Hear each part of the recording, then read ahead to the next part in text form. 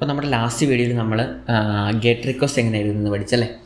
Get request എഴുതുന്നത് ഞാൻ പഠിച്ചു. അതിൻ്റെ കൂടെ തന്നെ നമ്മൾ APIയുടെ പേര് എങ്ങനെയാണ് കൊടുക്കുന്നതെന്ന് പഠിച്ചു. പിന്നെ നമ്മൾ പഠിച്ചത് package.json എന്താണെന്ന് നമ്മൾ കണ്ടു. കൂടുതൽ നമ്മൾ കണ്ടേക്കുന്നത് package.log.json എങ്ങനെയാണെന്ന് കണ്ടു. പിന്നെ പ്രൊജക്റ്റ് എങ്ങനെ റൺ ചെയ്യാം അല്ലെങ്കിൽ ഇനീഷ്യലൈസ് ചെയ്യാന്നുള്ള ഡീറ്റെയിലും കണ്ടു. ഇനി അടുത്തായിട്ടുള്ള നമ്മൾ ഗെറ്റ് API ആണ് ഇപ്പോൾ എഴുതുന്നത്. അതായത് നമ്മളിപ്പോൾ എഴുതുന്നത് ഗെറ്റ് API ആണ്. ഇനി നമ്മൾ പോസ്റ്റ് API എങ്ങനെ എടുക്കുന്നത് നോക്കാം. പോസ്റ്റ് API എങ്ങനെ എടുക്കുന്നതിന് മുമ്പായിട്ട് എനിക്ക് 2-3 പാക്കേജുകൾ ഇൻസ്റ്റാൾ ചെയ്യണം. ഒന്ന് ബോഡി പാഴ്സർ എന്ന് പറഞ്ഞൊരു പാക്കേജ് എനിക്ക് ഇൻസ്റ്റാൾ ചെയ്യണം. കാരണം ബോഡി പാഴ്സർ എന്ന് പറയുന്ന പാക്കേജിൻ്റെ എനിക്ക് ഉപയോഗം എന്ന് വെച്ചാൽ എനിക്ക് ഡേറ്റ ബോഡിയിൽ നിന്ന് ആക്സസ് ചെയ്യുമ്പോൾ പാഴ്സ് ചെയ്യാൻ വേണ്ടിയുള്ള പാക്കേജാണ്. അപ്പോൾ ഡേറ്റ ഒക്കെ ബോഡിയിൽ നിന്നുള്ള ആക്സസ് ചെയ്യാനുള്ള നമുക്കൊരു പാക്കേജ് യൂസ് ചെയ്യുവാണ്. അപ്പോൾ ഞാൻ എൻ്റെ ബോഡി പാഴ്സർ എന്നാണ് ആ പാക്കേജിൻ്റെ പേര്. അപ്പം ഞാനത് എഴുതുവാണ് body parser equal to require body parser എന്ന് പറഞ്ഞ് കയറി വന്നു.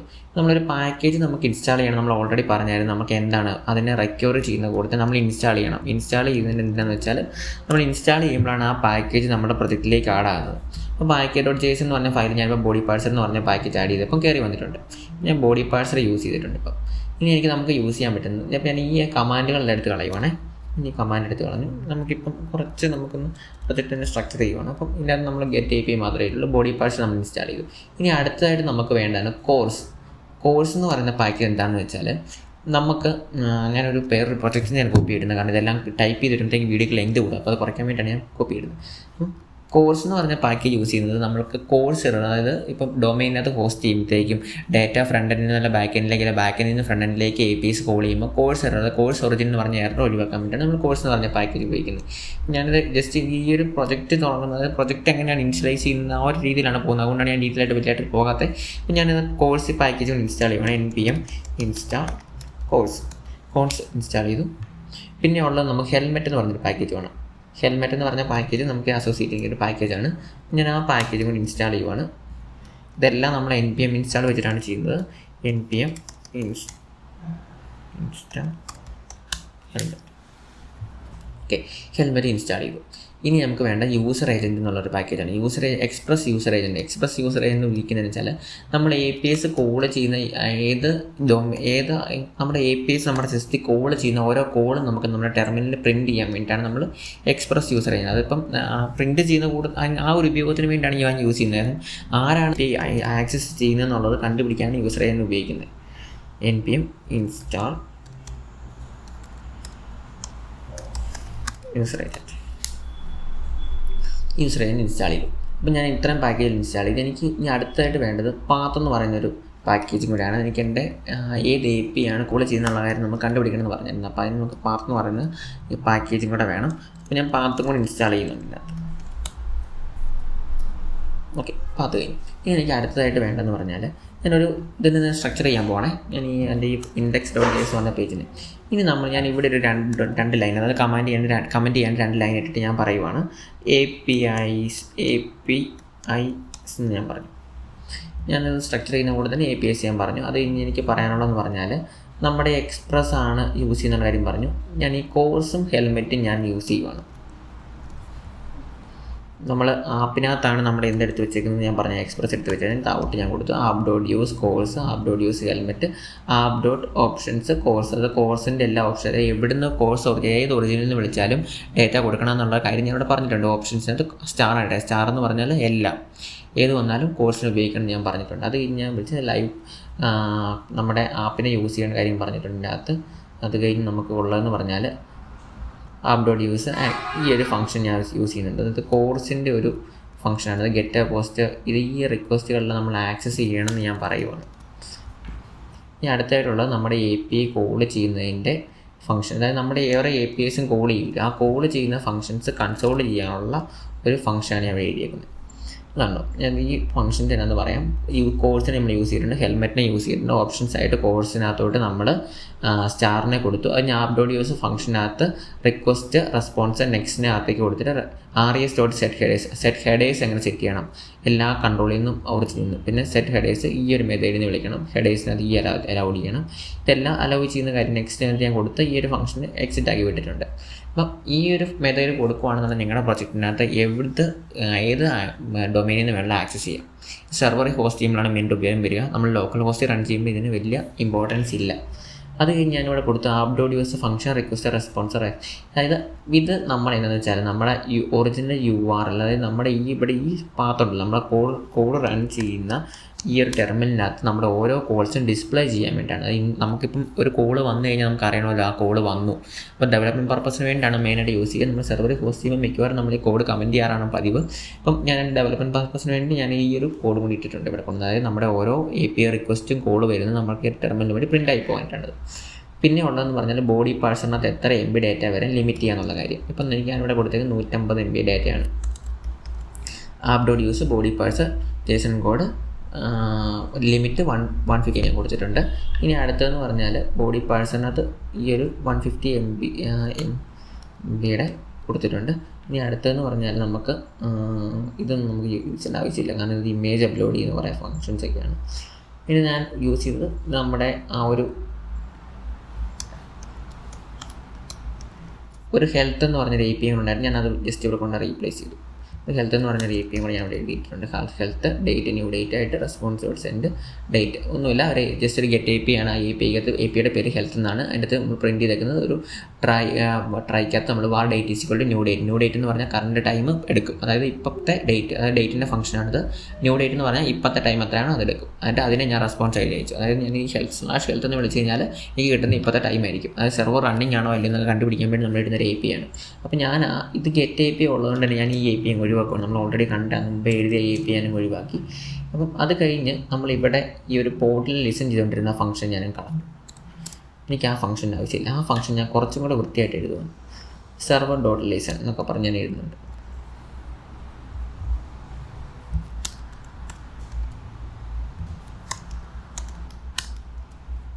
ഞാനിത് നോഡ് ആപ്പ് വെച്ച് റൺ ചെയ്യുവാണ്. നോഡ് ഇൻഡെക്സ് വെച്ച് റൺ ചെയ്തു. Server with WS capacity running on port 5000. ഇതൊന്നും ബാക്കിയെല്ലാം കളഞ്ഞു. സെർവർ റണ്ണിങ് ഓൺ മാത്രം മതി എനിക്ക്. സെർവർ റണ്ണിങ് ഓൺ പോർട്ട് 5500 നമ്മളതിന് പറഞ്ഞിട്ടുണ്ട്. Server running on port 5500 print ആകുന്നുണ്ട്. അപ്പം നമ്മുടെ പഴയതുപോലെ തന്നെ വേറെ മെത്തേഡ്സിലൊന്നും വ്യത്യാസമില്ല. ഞാൻ ഈ സാധനങ്ങളെല്ലാം ആഡ് ചെയ്യുന്ന വെച്ചിട്ട് വേറെ വ്യത്യാസമൊന്നുമില്ല. നമ്മൾ എന്തെല്ലാം ആഡ് ചെയ്യുന്നുള്ള കാര്യം നമ്മൾ പറഞ്ഞായിരുന്നു. നമ്മൾ ഇത്രയും package body parser cors helmet user ഏജൻ്റെ പാത്ത് ഇത്രയും പാക്കേജസ് ഇൻസ്റ്റാൾ ചെയ്തു. അത് കഴിഞ്ഞ് നമ്മൾ കോഴ്സിൻ്റെ ഹെൽമെറ്റിൻ്റെയും പിന്നെ കോഴ്സിൻ്റെ ഓപ്ഷൻസും കാര്യങ്ങളെല്ലാം ഇമ്പോർട്ട് ചെയ്തു. പിന്നെ എവിടെ നിന്നൊക്കെ ഡേറ്റ ആക്സസ് ചെയ്യണം അതിൻ്റെ എല്ലാ ഒറിജിനൽ മെത്തേഡ്സ് ഫൈനലൈസ് ചെയ്തു. പിന്നെ API താഴെ റിക്വസ്റ്റ് വരുന്നത് പ്രിൻറ്റ് ചെയ്യാനുള്ള ഫംഗ്ഷൻ ആഡ് ചെയ്തു. പിന്നെ ബോഡി പാഴ്സർ ഉപയോഗിച്ച് എത്ര MB ഡേറ്റ വരെ പാസ് ചെയ്യാന്നുള്ള കാര്യം ഞാനിവിടെ പറഞ്ഞിട്ടുണ്ട്. പിന്നെ ഹെൽത്ത് എന്ന് പറയുന്ന API നമ്മൾ ഓൾറെഡി ഉണ്ടായിരുന്ന ടെസ്റ്റ് എന്ന് പറഞ്ഞ API വെച്ച് റീപ്ലേസ് ചെയ്തു. പിന്നെ ഞാൻ ആ app.listen എന്ന് പറയുന്ന ആ ഒരു മെത്തേഡിന് ഞാനൊരു സെർവറുടെ കുറച്ചുകൂടി ഫൈൻ ട്യൂൺ ചെയ്തു. കാരണം എനിക്ക് റൺ ചെയ്യുന്നുണ്ടെന്നുള്ള കാര്യം അറിയാൻ വേണ്ടി ഞാൻ ഫൈൻ ട്യൂൺ ചെയ്തു. ഇത്ര കാര്യം ചെയ്തിട്ടുള്ളൂ. ഇനി ഞാൻ ഒരു പോസ്റ്റ് API എഴുതുന്നത് എങ്ങനെയാണെന്ന് നോക്കുക. അപ്പോൾ ഞാൻ ഹെൽത്ത് എന്ന് പറഞ്ഞൊരു ഗെറ്റ് API ഉണ്ട്. അപ്പോൾ അതുപോലെ തന്നെ ഹെൽത്ത് എന്ന് പറഞ്ഞൊരു പോസ്റ്റ് API എഴുതുവാണ്. മെത്തേഡ് മാറുമ്പം പേര് പ്രശ്നമില്ല, കാരണം മറ്റേത് ഇത് പോസ്റ്റ് വിളിക്കുന്നത് തന്നെ പോസ്റ്റിൽ ഹെൽത്ത് എന്ന് പറഞ്ഞ API ഉണ്ടോ എന്ന് ചെക്ക് ചെയ്തുള്ളൂ. അപ്പോൾ ഞാൻ രണ്ട് മെത്തേഡിലാണ് എഴുതുന്നത്. ഒരു പേരിൽ 2 മെത്തേഡിൽ app.post എഴുതി app.post എഴുതി /health തന്നെയാണ് കൊടുത്തേക്കുന്നത്. ട്രൈ ക്യാച്ച് വന്നു. ആ സെയിം മെത്തേഡ് ഞാൻ താഴോട്ട് എടുത്തിട്ട് ഒരു മാറ്റവും ഇല്ല. ഗെറ്റെന്നും പോസ്റ്റെന്നും മാത്രമേ എഴുതിയിട്ടുള്ളൂ. ഇനി പോസ്റ്റ് APIs നമുക്ക് എന്ത് ചെയ്യാൻ പറ്റില്ല, നമുക്ക് ക്രോമിൽ നിന്ന് വിളിക്കാൻ പറ്റില്ല. നമ്മൾ ഗെറ്റ് API എങ്ങനെയായിരുന്നു വിളിച്ചത്, ഈ ഹെൽത്ത് നമ്മൾ എങ്ങനെയാണ് വിളിക്കുന്നത്, നമ്മുടെ ക്രോം എടുക്കുന്നു. ക്രോമിനകത്ത് നമ്മൾ പോയിട്ട് ലോക്കൽ ഹോസ്റ്റ് 5500 കൊടുത്തിട്ട് നമ്മൾ /health എന്ന് വിളിച്ചാൽ നമുക്ക് എന്താ കിട്ടുക, ലോക്കൽ ഇതുണ്ടോ നമ്മളിപ്പോഴത്തെ ടൈം 2001-28-11:52. ഇത് GMT ടൈമാണ്. അതായത് 5.5 മണിക്കൂർ പുറകിലായിരിക്കും എപ്പോഴും ടൈം കിട്ടുക. അതാണ് GMT ടൈം. അതായത് 11:52 കാണിച്ചിരിക്കുന്നത്. അപ്പം GMT ടൈമിലാണ് എപ്പോഴും കിട്ടുക. അപ്പം ഞാനിത് റൺ ചെയ്ത് നോക്കി. /health റൺ ചെയ്തപ്പോൾ എനിക്ക് ഇങ്ങനെയാണ് കിട്ടുന്നത്. അപ്പം ഞാൻ റൺ ചെയ്തേക്കുന്നത് ഗെറ്റ് റിക്വസ്റ്റ് ആണ്. ഇനി ഞാനിപ്പോൾ ഓൾറെഡി പോസ്റ്റിൽ ഒരു റിക്വസ്റ്റ് ഞാൻ എഴുതിയിട്ടുണ്ട്. കണ്ടോ, ഇതാണ് ഞാൻ ടെർമിനൽ പ്രിൻ്റ് ആവുന്നത്. കണ്ടോ, ഇതുണ്ടോ ലോക്കൽ ഹോസ്റ്റ് 5500 /health. നമ്മൾ അവിടെ കോൾ ചെയ്ത് ഓരോ കോളും അവിടെ ഇങ്ങനെ പ്രിൻ്റ് ആയിക്കൊണ്ടിരിക്കും. ഇതുണ്ട് അടുത്ത കോൾ വന്നപ്പോൾ ഇവിടെ പ്രിൻ്റ് ആയി. ഇത് നമുക്ക് ഡെവലപ്മെൻറ്റ് പർപ്പസിന് വേണ്ടി ഫ്രണ്ടിൽ നമ്മൾ കോൾ ചെയ്തോന്ന് കൺഫേം ചെയ്യാൻ വേണ്ടിയാണ് നമ്മൾ ഈ ടെർമിനലോട് പ്രിൻറ്റ് ചെയ്യുന്നത്. നമ്മൾ ഡെവലപ്മെൻറ്റ് അതായത് പ്രൊഡക്ഷനിലേക്ക് വിടുമ്പോൾ ചില കേസുകൾ നമ്മൾ കമൻറ്റ് ചെയ്യാനാണ് പതിവ്. ഞാനിത് ഫസ്റ്റ് കേസ് കഴിഞ്ഞിരിക്കുകയാണ്. അപ്പം ഇനി അടുത്തായിട്ട് ഞാൻ ഈ ഹെൽത്ത് എന്ന് പറഞ്ഞാൽ എനിക്ക് പോസ്റ്റ് API റിക്വസ്റ്റ് വിളിക്കണം. അപ്പോൾ പോസ്റ്റ് API റിക്വസ്റ്റ് വിളിക്കണമെന്നുണ്ടെങ്കിൽ നിങ്ങൾക്ക് ചെയ്യാവുന്നതെന്ന് പറഞ്ഞാൽ ഒന്നെങ്കിൽ പോസ്റ്റ്മാൻ എന്ന് പറയുന്ന ഒരു ആപ്പ് ഇൻസ്റ്റാൾ ചെയ്യാം. അത് ഇൻസ്റ്റാൾ ചെയ്യുന്നില്ല എന്നുണ്ടെങ്കിൽ നമുക്ക് തണ്ടർ നമ്മുടെ ഈ ഒരു VS കോഡിനകത്ത് തന്നെ തണ്ടർ ക്ലൈൻറ്റ് എന്ന് പറഞ്ഞൊരു എക്സ്റ്റൻഷൻ ഉണ്ട്. അതിനെടുക്കണമെന്നുണ്ടെങ്കിൽ നമ്മുടെ എക്സ്റ്റൻഷൻ, അതായത് ഈ 4-ാമത്തെ ഓപ്ഷൻ എക്സ്റ്റൻഷനിൽ പോവുക. ഇത് തണ്ടർ ക്ലൈൻറ്റ് സെർച്ച് ചെയ്യുക. Thunder CLIENT thunder client. ഈ ആദ്യം വരുന്ന ഈ ഒരു സാധനം എടുക്കുക. ഇത് നമുക്ക് ഇപ്പം ഇതിൻ്റെ ഇൻസ്റ്റാൾ ആയതുകൊണ്ടാണ് ഇൻസ്റ്റാൾ കാണിക്കുന്നത്. നിങ്ങൾക്ക് ഇവിടെ ഇൻസ്റ്റാൾ ബട്ടൺ വരും. ഇത് ക്ലിക്ക് ചെയ്താൽ തണ്ടർ ക്ലയൻറ്റ് ഇൻസ്റ്റാൾ ആയി കഴിഞ്ഞാൽ ഇതുപോലൊരു ബട്ടൺ ഈ സൈഡ് വരുന്നുണ്ട്, തണ്ടർ ക്ലയൻറ്റ് എന്ന് പറഞ്ഞിട്ടുണ്ട്. ഇത് ക്ലിക്ക് ചെയ്ത് നമുക്ക് കുറേ റിക്വസ്റ്റിൻ്റെ ലൈബ്രറി കാണിക്കും. നിങ്ങളുടെ കേസിൽ ഇത് എംപ്റ്റി ആയിരിക്കും. ഇപ്പം നോ റിക്വസ്റ്റ് ക്ലിക്ക് ചെയ്യുമ്പോൾ ഇങ്ങനൊരു വിൻഡോ ആയി നിങ്ങൾക്ക് വരിക. ഇവിടെ API എന്താണെന്ന് പറയാൻ കാണും. പിന്നെ ഇവിടെ കുറച്ച് ഡേറ്റാസ് കാണിക്കുന്നതാണ്. അപ്പം ഞാനിവിടെ നമ്മുടെ ഏത് API ആണ് വിളിക്കേണ്ടത്, ഹെൽത്ത് എന്ന് പറഞ്ഞ API ആണ് വിളിക്കുന്നത്. അപ്പോൾ ഞാനിവിടെ നോ റിക്വസ്റ്റിനകത്ത് പോയിട്ട് ഞാൻ ഈ ഒരു പാത്ത് നമ്മുടെ സെർച്ച് ബാർ നമ്മുടെ URL-നകത്ത് ഞാൻ കൊടുക്കുകയാണ് ലോക്കൽ ഹോസ്റ്റ് 5500/health. ഞാനിത് കൊടുത്തു കഴിഞ്ഞാൽ എനിക്ക് ഓൾറെഡി കിട്ടി. ഞാനിപ്പോൾ ഏത് ടൈപ്പിലാണ് വിളിച്ചത്, ഗെറ്റിലാണ് വിളിച്ചേക്കുന്നത്. ഗെറ്റിൽ വിളിച്ചപ്പോൾ റെസ്പോൺസായിട്ട് ഡേറ്റ് എന്താണ് റെസ്പോൺസ് ഇവിടെ കാണാൻ പറ്റി. ഞാനിത് നേരെ പോസ്റ്റിലേക്ക് വിടുവാണ്. പോസ്റ്റിലേക്ക് ഇട്ടപ്പം എന്ത് പറ്റി, സ്റ്റാറ്റസ് 404 നോട്ട് ഫൗണ്ട്. എന്താ 404 നോട്ട് ഫൗണ്ട് ആണ് വന്നിരിക്കുന്നത്. ഞാനത് സേവ് ചെയ്തിട്ടൊന്നുകൂടെ റൺ ചെയ്യണം. ഞാനത് മാറ്റിക്കഴിഞ്ഞിട്ട് ഞാൻ പിന്നെ വിളിച്ചില്ലായിരുന്നു. അപ്പം ഞാൻ അതൊന്നുകൂടെ സേവ് ചെയ്ത് സെർവർ റീസ്റ്റാർട്ട് ചെയ്യുമ്പം പോസ്റ്റിലും എടുത്തു. അപ്പം പോസ്റ്റിലുള്ള API അവിടെ കിട്ടി. അപ്പം പോസ്റ്റിലും കിട്ടിയല്ലോ. ഇനി ഞാൻ ഇതിൻ്റെ പേര് മാറ്റുവാണ്, get/data എന്നാക്കി. ഞാൻ data get date എന്നാക്കി. ഞാൻ ഇത് കൊണ്ടുപോയി കൊടുക്കുവാണ്. അപ്പം ഞാനിത് ചേഞ്ച് വരുത്തിയതുകൊണ്ട് തന്നെ ഞാനൊന്ന് സെർവർ റീസ്റ്റാർട്ട് ചെയ്തു. തണ്ടർ ക്ലയൻറ്റ് എടുത്ത് ഞാൻ രണ്ടടുത്ത് കൊടുത്തു, ഗെറ്റ് ഡേറ്റ് കൊടുത്തപ്പോഴും എനിക്ക് കോൾ വന്നു. അതുപോലെ തന്നെ റിക്വസ്റ്റ് വന്നു. അതുപോലെ റെസ്പോൺസ് എനിക്ക് വന്നിരിക്കുകയാണ്. അപ്പം ഇതാണ് പോസ്റ്റ്. ജസ്റ്റ് ഒരു സിമ്പിളായിട്ടുള്ള പോസ്റ്റ് API ആണ് ഞാൻ എഴുതിയേക്കുന്നത്. ഇപ്പോൾ രണ്ട് സെയിം പേര് തന്നെ ഞാൻ എഴുതി. ഞാൻ മാറ്റി എഴുതി. ഒന്ന് ഹെൽത്ത് എന്ന് ഒന്ന് ഗെറ്റ് ഡേറ്റ് എന്ന് പറഞ്ഞ് രണ്ട് പോസ്റ്റ് എഴുതി, ഗെറ്റ് എഴുതി. ഇനി അടുത്ത് നമ്മൾ ഇതിൻ്റെ ആർക്കിടെക്ചർ ചെയ്യാൻ പോകും. അതായത് നമ്മളിപ്പോൾ ഒരു ബേസിക് പ്രൊജക്റ്റാണ്, ഈ കാട്ടെന്ന് പറഞ്ഞ പ്രൊജക്റ്റാണ് നമ്മൾ ഡിസൈൻ ചെയ്യാൻ തീരുമാനിച്ചേക്കുന്നത്. അപ്പോൾ ഞാൻ അതിൻ്റെ ആർക്കിടെക്ചറായിട്ട് എൻ്റെ ഫോൾഡേഴ്സ് ആദ്യമായി ഡിഫൈൻ ചെയ്യാൻ പോകണം. നമ്മൾ യൂസ് ചെയ്യാൻ പോകുന്ന ഡേറ്റാബേസ് എന്ന് പറഞ്ഞാൽ MongoDB ആണ്. അത് MongoDB ആണ് നമ്മൾ ഡേറ്റാബേസ് ആയിട്ട് യൂസ് ചെയ്യാൻ പോകുന്നത്. അപ്പം നമുക്ക് ആദ്യം വേണ്ട ഫോൾഡർ എന്ന് പറഞ്ഞാൽ ഡേറ്റാബേസുമായിട്ട് ബന്ധപ്പെട്ട എല്ലാ ഫയൽസും സ്റ്റോർ ചെയ്യാൻ പറ്റിയൊരു ഫോൾഡറാണ്. ആ ഫോൾഡറിൻ്റെ പേര് ഞാൻ മോഡൽ എന്ന് കൊടുത്തു, മോഡൽസ് എന്നാണ് ഞാൻ ഫസ്റ്റ് ഫോൾഡറിനെ നെയിം ചെയ്തേക്കുന്നത്. അതായത് ആ മോഡൽ എന്ന് പറഞ്ഞ ഫോൾഡറിനകത്ത് വരാൻ പോകുന്ന ഫയൽസ് എന്ന് പറയുന്നത് ഡേറ്റാബേസുമായിട്ട് ബന്ധപ്പെട്ടത് മാത്രമായിരിക്കും. ഇനി അടുത്തത് ഞാനൊരു ഫോൾഡർ ക്രിയേറ്റ് ചെയ്യുന്നുണ്ട്. അതിൻ്റെ പേരാണ് റൗട്ട്സ്, ROUTS. റൗട്ട്സ് എന്ന് പറഞ്ഞാൽ നമ്മുടെ എല്ലാ APIസും, അതായത് ഓരോ ഫങ്ഷണാലിറ്റി വൈസ് നമ്മൾ APIസും തിരിക്കും. അപ്പോൾ ആ ഫയൽസ് എല്ലാം കണ്ടെയ്ൻ ചെയ്യാൻ പോകുന്ന ഫയലിൻ്റെ പേരാണ് റൗട്ട്സ്. അത് റൗട്ട്സിനകത്തുള്ളതെല്ലാം APIസും മോഡൽസിനകത്തുള്ളതെല്ലാം ഡേറ്റാബേസുമായിട്ട് ബന്ധപ്പെട്ടായിരിക്കും, സിമ്പിളായിട്ട് പറഞ്ഞാൽ. ഓക്കെ, ഞാനിത് രണ്ട് ഫോൾഡേഴ്സ് ക്രിയേറ്റ് ചെയ്തു, മോഡൽസ്, റൗട്ട്സ്. ഇനി നമുക്ക് പ്രൊജക്റ്റിലേക്ക് കിടക്കാം. ഇപ്പം നമ്മൾ ഇനി അടുത്തതായിട്ട് നമുക്ക് ചെയ്യാൻ വേണ്ടതെന്ന് പറഞ്ഞാൽ നമുക്ക് ഡേറ്റാബേസ് ക്രിയേറ്റ് ചെയ്യാന്നുള്ളതാണ്.